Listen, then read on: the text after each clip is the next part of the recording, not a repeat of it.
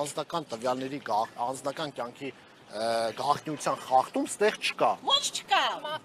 Չեն գնում մարդու ննջարանի մեջ մտնում չգիտեմ ինչ անում, կամ իրա խոհանոց։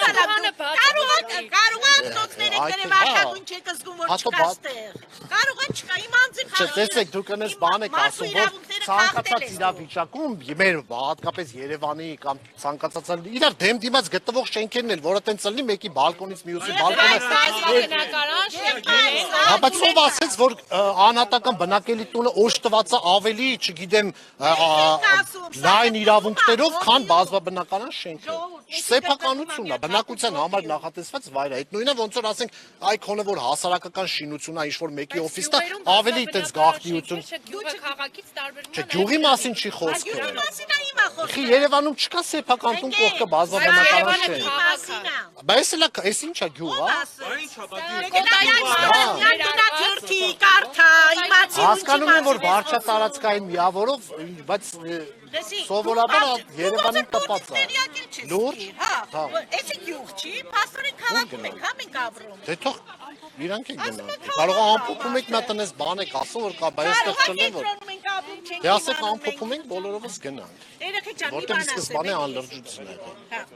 Ես մի բան եմ ուզում էլի ասեմ։ Դիմելու եք դատարան։ Դիմաց է դատարանում։